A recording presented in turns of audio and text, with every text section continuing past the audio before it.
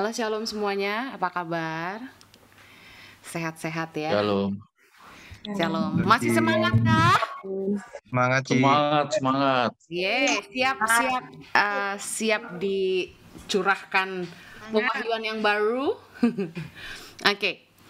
Saya ingin share tentang pelayanan yang sehat. Kita pengen di Impact Community Indonesia pelayanan kita sehat ya. Kok konde gue nggak kelihatan ya? Ini membuat beda wajah. Kalau kondenya nggak kelihatan, mukanya bulat banget guys. Oke. Matius 20, saya udah kasih ayatnya di WhatsApp group. Ya. Coba buat baca ayat, bukan buat ngecek WA ya guys ya. Shalom Ibu Bisyang, sudah di Indonesia kah? Oh belum, oke. Shalom Ibu Debbie. Oke. Sorry ya yang lain tidak disapa, soalnya kita sapa yang senior, oke guys. Oh iya Pak Rizal Bulani. Happy birthday Bulani. Kita belum nyanyi ini guys. Happy birthday Bulani. Thank you, Bu. Ya, Panjang thank you. umur, sehat selalu, awet muda, disayang suami, disayang cucu mantu, anak-anak Iya, juga. thank you, amin. Ya, diberkati kerinduan hatinya, dipakai Tuhan luar biasa. Sama satu lagi yang ulang Ya, tahun, thank Mr. you. Steven Lau, ada nggak? Ada ya, oke. Selamat ulang tahun, Mas Steven. Tuhan berkati. Yepro 16 ya. Kapan kita makan-makan jangan lupa. Siap. Oke. Nanti habis ini kita harus nyanyi happy birthday buat Ibu Lani ya. Oke, Matius 20 ayat 20. Sampai kita nanti lompat aja 20 sampai 22, lalu kita baca 25 sampai 28. Kita baca dulu sama-sama yuk. Di tempat masing-masing ya, jangan nggak di-unmute ya guys. Oke. Maka datanglah ibu anak-anak Zebedeus serta anak-anaknya itu kepada Yesus, lalu sujud di hadapannya untuk meminta sesuatu kepadanya. Kata Yesus, "Apa yang kau kehendaki?"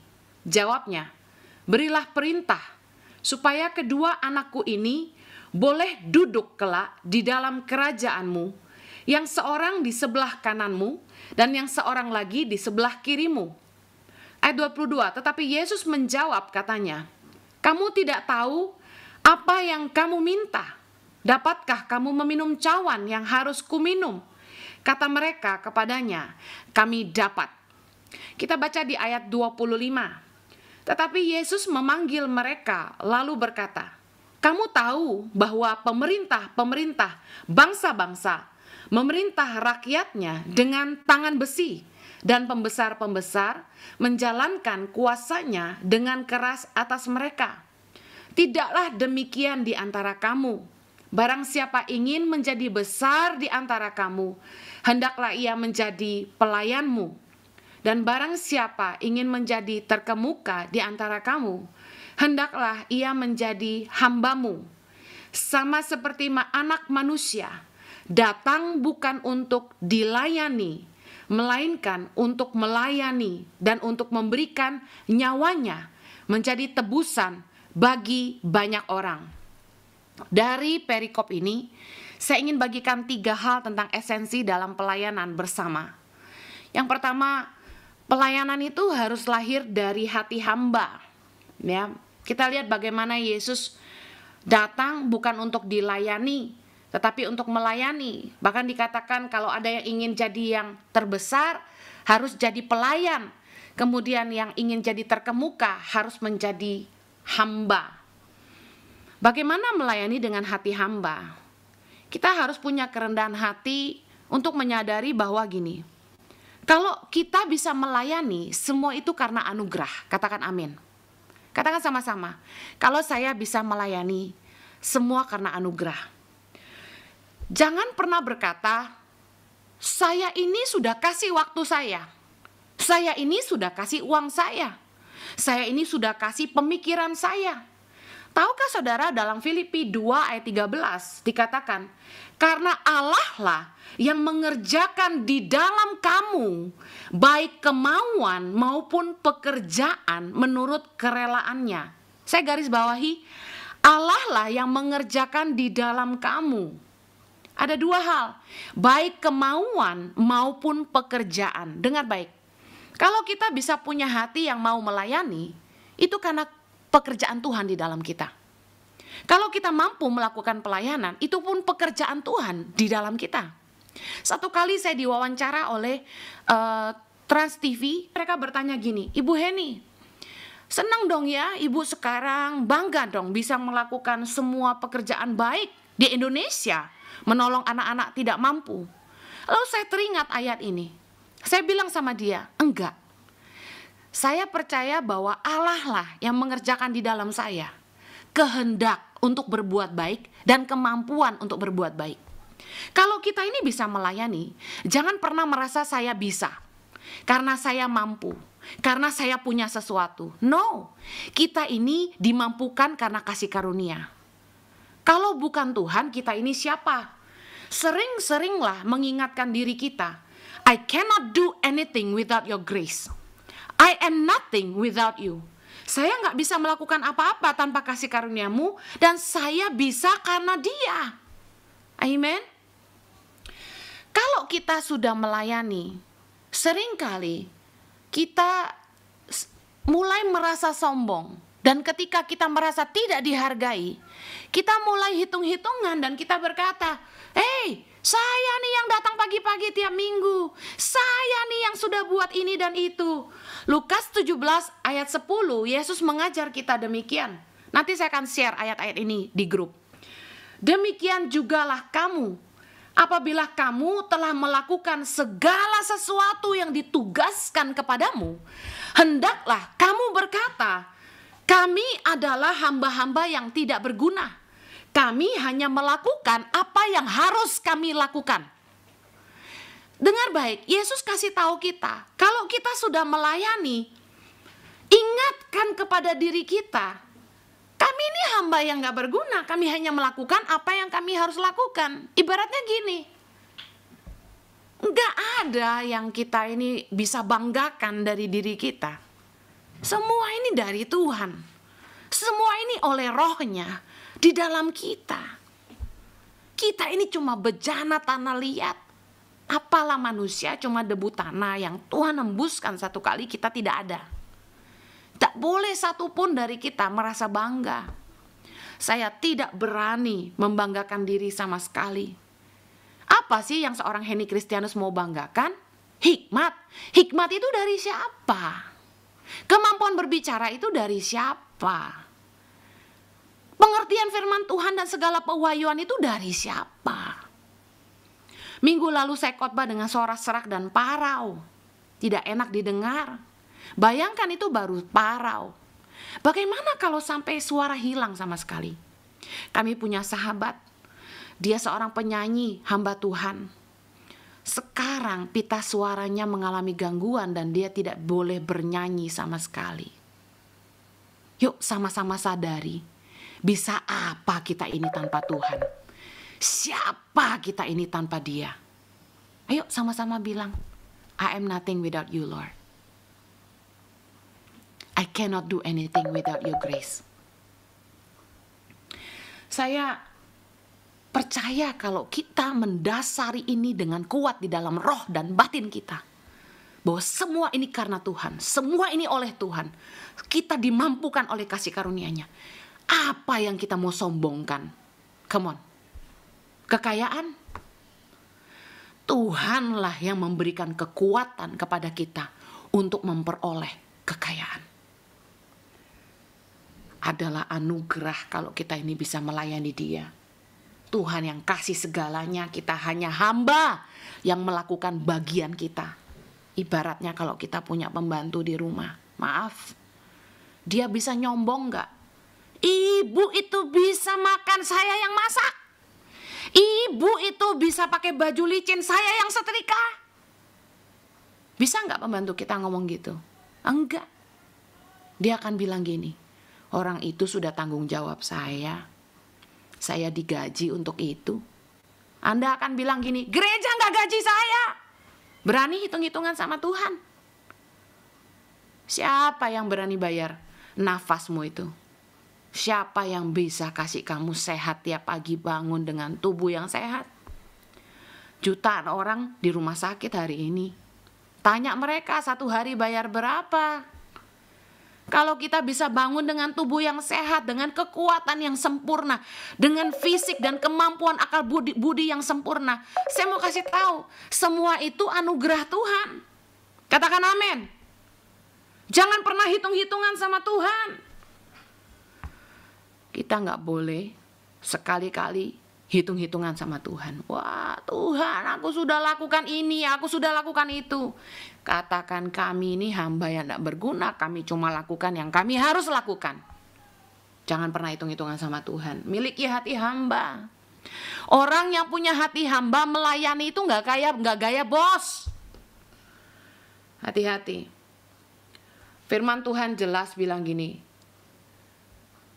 Pemerintah bangsa-bangsa memerintah rakyatnya dengan tangan besi.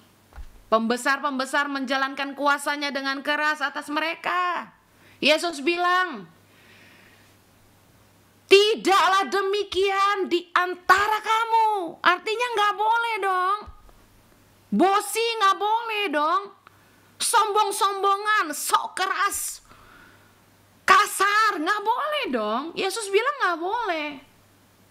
Barang siapa ingin jadi besar, justru harus jadi pelayan.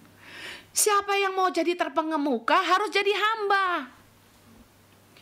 Attitude kita nggak boleh gaya bos. Boleh Anda punya perusahaan di luar, Anda mungkin kaya di luar sana, masuk ke pelayanan, turunin segala topi-topi bosmu, angkat kain serbet di tanganmu. Melayani itu harus dari hati hamba. Gak boleh dengan kesombongan karena kaya, karena punya jabatan. Justru para mentors harus melayani leaders. Leaders harus melayani jemaat. Gitu urutannya. Jadi hamba bagi semua. Saya sama Pak Jojo sebagai gembala di gereja ini, kami gak hitung-hitungan waktu. Kami tidur malam sekali. Kalau ada konseling, kami layani biar sampai pagi. Kalau ada leader yang butuh ketemu kami di Zoom, kami layani, tidak pandang-pandang orang. Kami semalam Zoom dengan Pak Sigit dan Ibu Ripka. Sampai hampir jam berapa Pak? Hampir jam 11 malam. Kami Zoom dengan Pak Rizal ketika Pak Rizal butuh ketemu kami. Kami Zoom dengan siapa saja yang butuh ketemu kami pribadi. Sampai malam, kadang-kadang sampai jam 2 pagi, nggak pernah hitungan waktu. Saya nggak pernah curhat-curhat di grup. Saya jadi kurang tidur nih, saya jadi sakit nih, kan nggak pernah. Padahal saya baru kerokan guys. 3 hari ini saya sakit. Tapi saya nggak cerita kan, saya tetap semangat melayani Bapak Ibu. Saya disuruh sama suami saya, kamu sharing, Leadership of Ministry, hari ini. Saya baru dikerok, saya langsung siap, saya layani. Nggak ada, gue butuh bobo, nggak ada. Karena saya hamba buat kalian semua.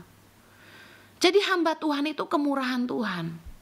Kita bisa melayani itu anugerah Tuhan. Saya cuma berdoa, Tuhan kasih saya kekuatan, saya mau melayani.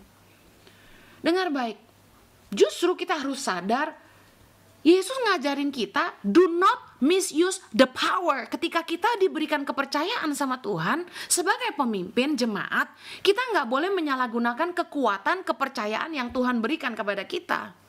Sebagai pemimpin, sebagai penguasa. Lukas 12 ayat 48, Yesus ngajarin kita gini. Setiap orang yang kepadanya banyak diberi, daripadanya akan banyak dituntut. Dan kepada siapa yang banyak dipercayakan, daripadanya akan lebih banyak lagi dituntut. Semakin tinggi posisimu, semakin besar kekuasaan yang Tuhan berikan di tanganmu, semakin banyak tuntutan Tuhan padamu. With great power comes great responsibilities. Dengan kepercayaan yang besar, dengan kekuasaan yang besar akan datang tuntutan yang lebih besar. Orang yang dipercaya lebih dituntut lebih, katakan amin. Saya lihat ada yang melayani itu dengan perintah-perintah. Tolong angkat ini, tolong pindahkan itu, tolong bersihkan ini. Di gereja saya lihat. Panggil-panggil nama, hei itu mana tuh, diteriak-teriakin. Katakanlah, Ci Iren mana tuh? misalnya contoh gitu. Saya heran gitu. Saya aja nggak gitu. Saya kalau suruh staf bersih-bersih, boleh tanya sama semua staf YTP, boleh tanya sama anak-anak asrama. Kalau saya bilang, mari kita geser ini, apa yang saya lakukan? Saya angkat duluan.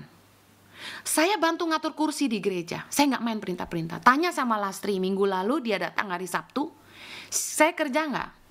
Saya yang belanja ke S Hardware, bukan perintah orang lain.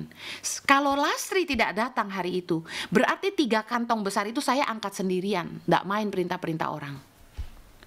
Saya tuh yang bersihkan toilet. Toilet kotor, saya bersihkan. Tisu gulung kosong, saya gantikan.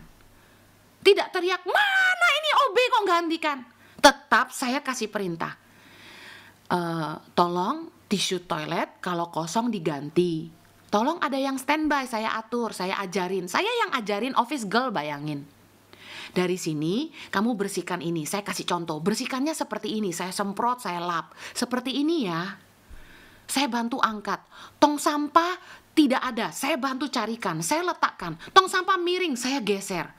Kotak persembahan berceceran, saya rapiin, saya geserin. Tidak hanya memberi perintah, tapi saya percaya orang yang punya hati hamba itu juga mau kerja. Kalau mulutnya yang kebanyakan ngomong, tangannya nggak mau jalan, itu bukan hamba, itu bos. Come on, di gereja attitude harus berbeda. Memperlakukan office girl, office boy nggak boleh sama. Di Moy ada tukang-tukang kerja. Tahu nggak? Saya tidak pernah kasar sama mereka. Saya selalu tanya, Pak Jum sudah makan? Pak Jum di sana ada berapa yang kerja Pak Jum? Saya berikan kopi ya, saya belikan roti. Pak Jum saya kirim makanan malam ini. Saya nggak pernah teriak-teriak, Pak Jum, mana Pak Jum? Nggak pernah. Yuk punya attitude hati hamba. Jangan mentang-mentang gitu loh. Oh kalian nggak tahu saya di sini siapa? Saya ini dipercaya Bu Heni, saya ini ketua hospitality di gereja ini. Oh nggak ada gitu. Kita semua hamba. Saya dan Pak Jojo adalah hamba kalian semua. Itu definisi hamba Tuhan. Kami melayani jemaat Tuhan. Saya ditegur, nggak boleh dong Ciheni ke Israel terus ikut Ko Jojo. Siap, saya bilang. Saya langsung ngomong sama suami saya, tahun depan tolong saya ndak ikut kamu sering-sering ya ke Israel. Kami dengar, orang kalau punya hati hamba tuh ndak tengil, nggak sombong gitu loh. Orang yang rendah hati itu siapa? Pertama, mau dikasih tahu, mau ditegur, mau diajar, mau dengar masukan yang positif dan membangun. Ndak perlu tersinggung. Orang yang sombong itu tersinggungan. Dikasih tahu dikit marah. Dinasehati nggak terima. Ditegur ngambek. Jangan gede ambek. Orang yang rendah hati, kita cuma hamba. Pernah lihat pembantu kalau diomelin? Emang ada pembantu diomelin? Siapa kamu marahin saya? Nyonya terlalu bawel. Kita pencet bel malam-malam pulang ke rumah. Ting tong, pembantunya marah gitu turun ke bawah. Heh, kenapa nggak bawa kunci? Kenapa pencet bel? Nggak tahu saya udah tidur apa? Nggak ada pembantu kayak gitu. Capek, ngantuk, bangun dan buka pintu dengan sukacita. Hati hamba itu nggak banyak ngeluh. Orang yang terlalu banyak komplain itu nggak punya hati hamba. Kok gereja kayak gini sih? Toiletnya nggak bersih. Kok gereja kayak gini sih? Nggak nyediain minum buat pengerjanya. Apaan tuh botol cuma kecil begitu? Ih, makan siang kok nyiapinnya kayak gitu, nggak enak tahu. Itu orang-orang yang nggak punya hati hamba. Hati hamba tuh melayani. Lihat dong, gereja buat sewa aja susah, biayanya gede. Kamu bisa bawa apa? Kasihan ya pengerja ya makan siangnya dikit. Ya udah kamu bawa apa? Tahu goreng kek, pisang goreng kek, tambah lemper kek, risoles kek, botol air kekecilan. Lu nyumbang nggak? Biasanya yang suara sumbang itu yang gak nyumbang. Protes melulu. Apaan nih gereja gak pakai plafon? Apaan nih gereja nih? Gelap bener. Lu ikut bayar listrik gak? LED kok gede banget tuh. Cilok tahu. Emang berasa beliin? Orang kalau hati hamba tuh gak banyak komplain. Terserah nyonyanya mau beli LED 85 inci, mau 60 inci, gak dipikirin. Yang penting saya melayani yang jadi bagian saya. Saya lihat orang-orang hebat juga. Saya sampai kagum gitu loh. Nih orang nih apa sih? Di gereja gak punya jabatan, tapi dia paling datang duluan. Terus duduk gitu ya di lantai. Ngapain coba? Ngelapin mimbar. Gue sampai bengong. Astaga. Gak ada yang peduli loh kaki mimbar itu debuan. Minyak kan. Ada lagi. Pelayan Tuhan yang gayanya bos. Bawa kopi, bawa makanan ke dalam auditorium. Lapar. Gak peduli dia. Udah gitu dikotorin gak mau dilap. Makan di ruang meeting gak mau dibersihin. Kenapa attitude-nya kayak gitu? Nanti biar OB yang bersihin. Itu bukan hati hamba. Saya tiap hari ke kantor ngambil lap, saya lapin meja meeting. Sambil ngomel, nih staff kok makan gak pernah ngelap sih, heran. Kok gak ada kepedulian sedikit pun gitu loh. Saya lihat orang-orang yang punya hati melayani. Dia bukan tugasnya bersih-bersih, tapi dia ambil lap. Dia lapin drum gereja. Yang main drum aja mungkin gak pernah ngelapin. Dia ambil vakum, dia sedotin kursi. Saya sampai bingung gitu. Ini orang kok bisa sih punya hati kayak begini ya? Gak punya jabatan loh di gereja, Masya Allah. Orang-orang yang dikasih jabatan harusnya yang melayani sungguh-sungguh. Bukan cuma nunjuk. You. Harusnya gini, me. Ayo sama-sama bilang, sebagai pemimpin, saya punya tanggung jawab melayani. Yang kedua, kayaknya cukup mendalam ya untuk hati hamba. Yuk kita melayani itu dengan kerendahan hati. Yang kedua, pelayanan itu harus dengan pengorbanan, bukan kepentingan. Yesus bilang gini, sama seperti anak manusia datang bukan untuk dilayani, melainkan untuk melayani dan untuk memberikan nyawanya menjadi tebusan bagi banyak orang. Pelayanan itu harus dengan pengorbanan, bukan kepentingan. Kalau untuk segala sesuatu yang kita lakukan, kita harus dapat upah. Lalu apa yang kita bisa persembahkan bagi dia? Banyak orang yang datang melayani dengan berbagai kepentingan. Ada orang-orang yang tulus melayani, saya bisa lihat juga. Tapi orang-orang yang punya kepentingan, itu kata firman Tuhan. Rasul Paulus ngajar dalam 1 Timotius 6, ayat yang keempat. Ini ciri-ciri orang yang melayani dengan kepentingan. Ayat keempat. Ia adalah seorang yang berlagak tahu, sok tahu, padahal tidak tahu apa-apa. Penyakitnya ialah mencari-cari soal dan bersilat kata yang menyebabkan dengki, cedera, fitnah, curiga. Ayat kelima, 1 Timotius 6 ayat 5. Percekcokan antara orang-orang yang tidak lagi berpikiran sehat dan yang kehilangan kebenaran, yang mengira ibadah itu adalah suatu sumber keuntungan. Tuh.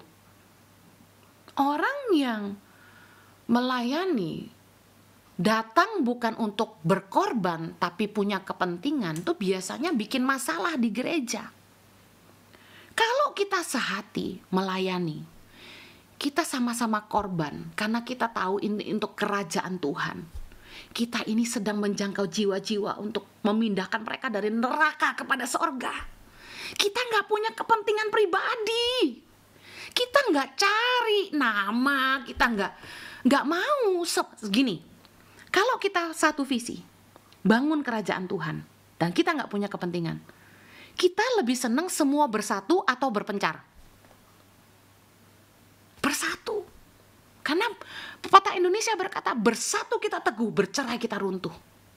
Kita tahu ketidaksehatian akan menghancurkan pelayanan ini. Orang-orang yang punya kepentingan nggak mikir gitu. Waktu kami mulai bangun gereja, ada orang-orang yang sebelumnya tuh nggak pernah deket sama kami, cuma sekedar tahu, tiba-tiba merapat. Wih, konsisten tiap malam telepon Pak Jojo. Gimana bro, kasih pandangan. Gak diminta, ngasih pandangan. Wah, gereja tuh mesti gini bro. Langsung set up struktur ICI mesti begini bro. Langsung ngomong ini, ngomong itu. Udah kelihatan pengen jabatan. Udah kelihatan pengen cari proyek di ICI. Masukin penawaran ini, masukin penawaran itu. Di mana ada pembangunan, di situ ada cuan katanya. Kanan kiri mulai deketin kita. Orang-orang yang pengen punya jabatan, yang pengen suaranya didengar, mulai deketin kita. Wah, tiba-tiba muncul pengen nebeng popularitas. Tiba-tiba ketika suaranya tidak didengar, pendapatnya tidak didengar, proyek-proyek yang ditawarkan kita nggak terima, mulai menyingkir tuh satu-satu. Mulai mundur, diundang pun gak mau datang waktu pembukaan ICI.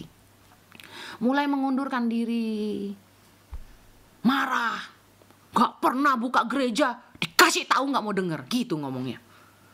Belum pernah buka gereja, dikasih masukan, gak mau dengar.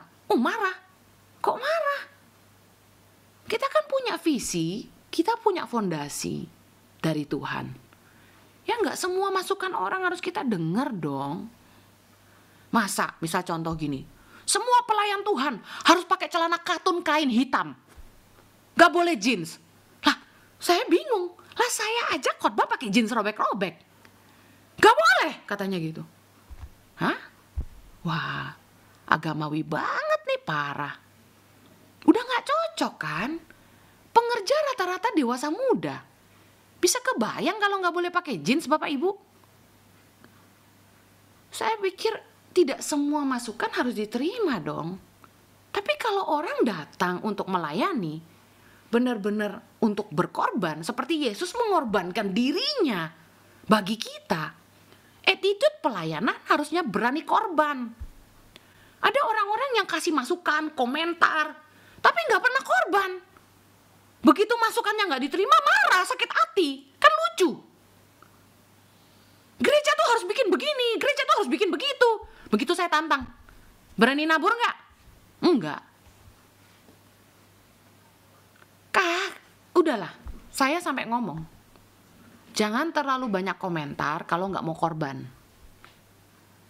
Terlalu banyak masukan tapi nggak mau korban.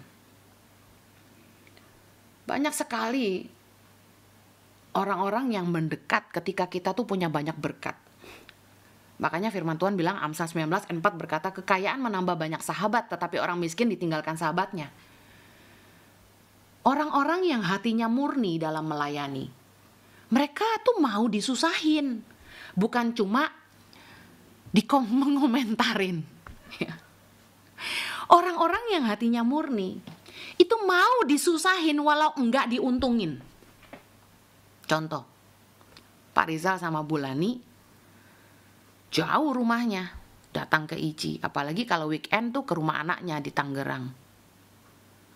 Disusahin gak coba? Dimintain tolong gantiin kami doa berkat. Cuma doa berkat, pengumuman.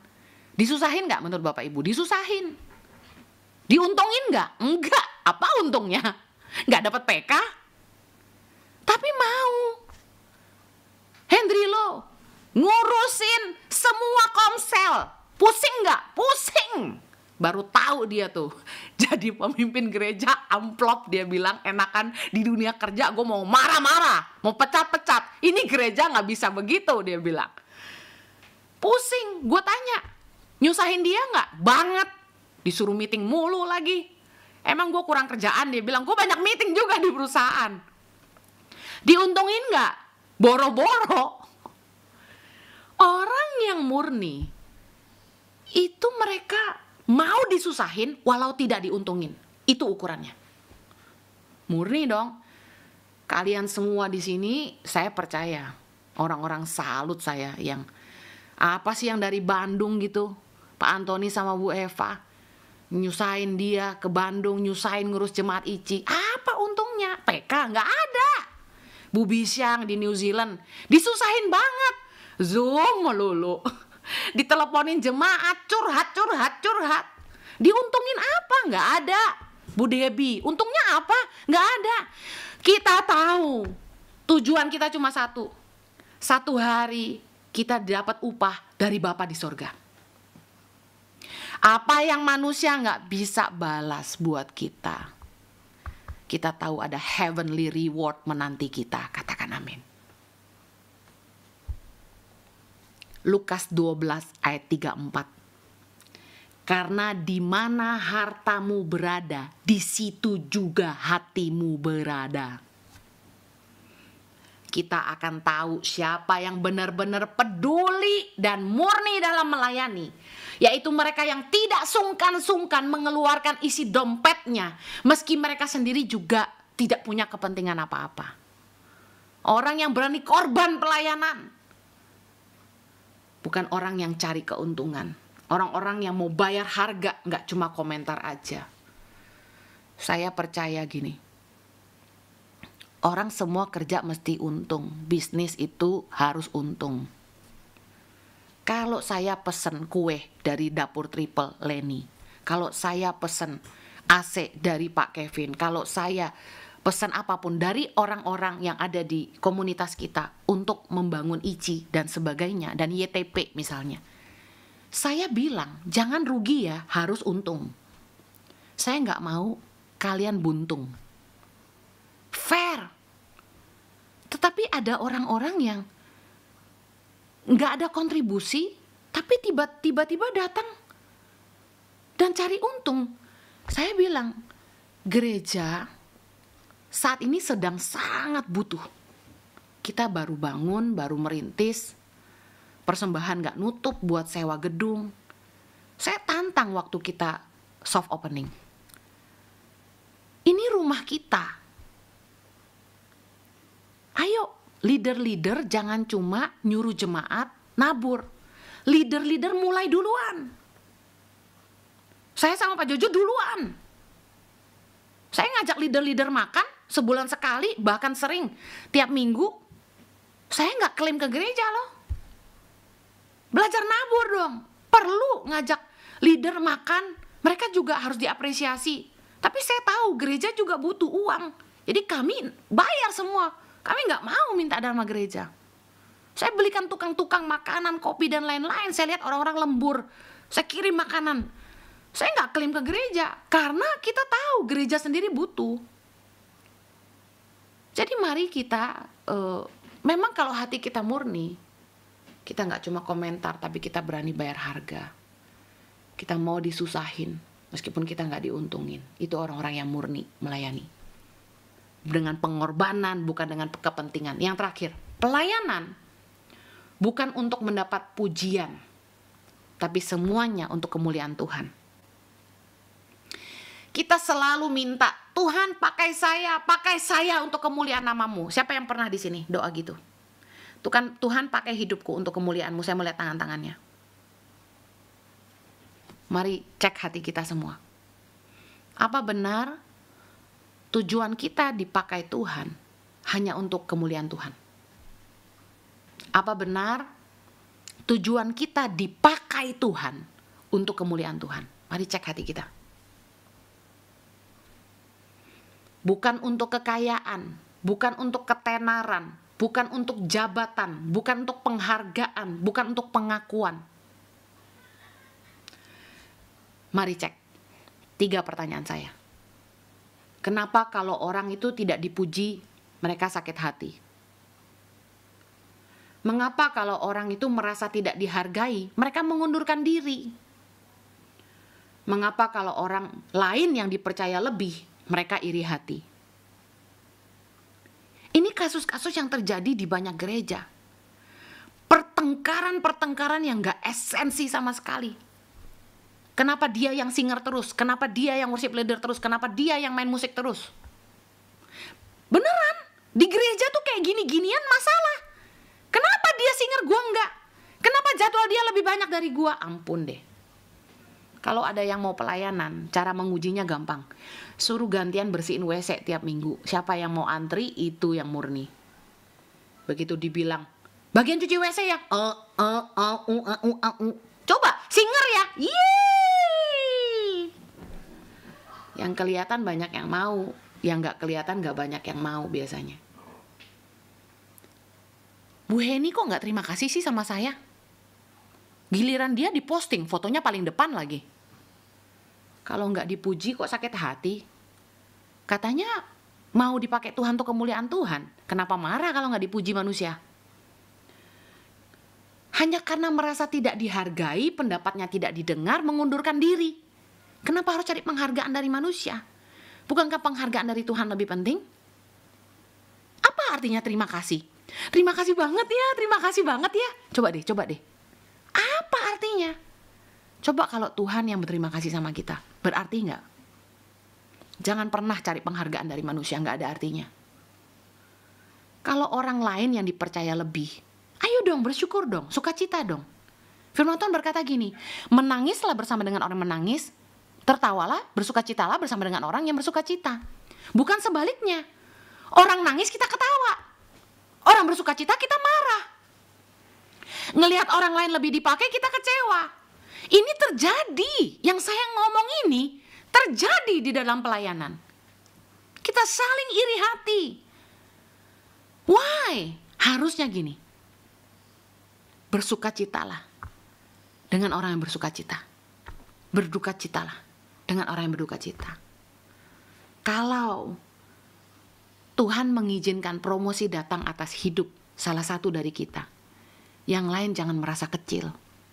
Percayalah, orang yang tidak dipuji di depan manusia akan dipuji di depan Allah. Apapun yang kita lakukan di dunia ini yang tidak dihargai sama manusia, tidak mendapat pengakuan dari manusia, tidak mendapat penghargaan dari manusia, upah kita itu dari Bapa di sorga. Ingat tentang hidden blessing, berkat yang tersembunyi, sedekah yang gak dilihat manusia. Siapa yang balas?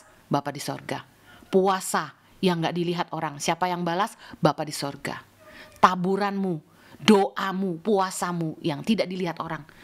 Ada orang yang kalau puasa cerita-cerita aneh banget. Gue lagi puasa 40 hari. Cerita lagi kemana-mana. Jangan.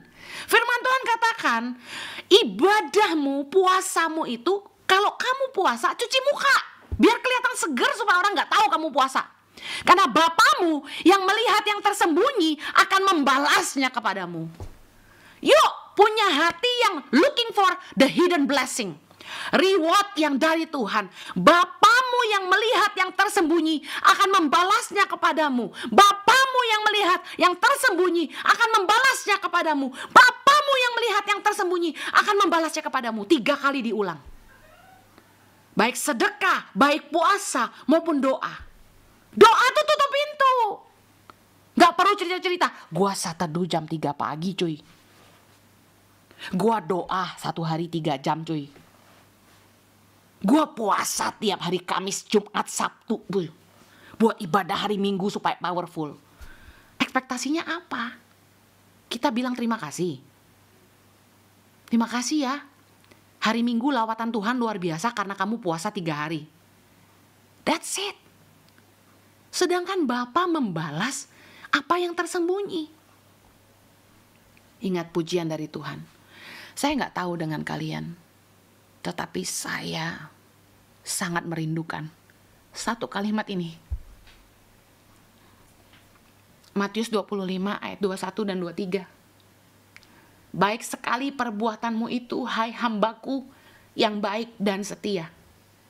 Engkau telah setia dalam perkara kecil. Aku akan memberikan kepadamu tanggung jawab dalam perkara yang besar.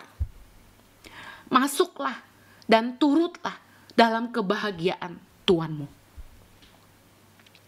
Saya sangat merindukan kalimat ini.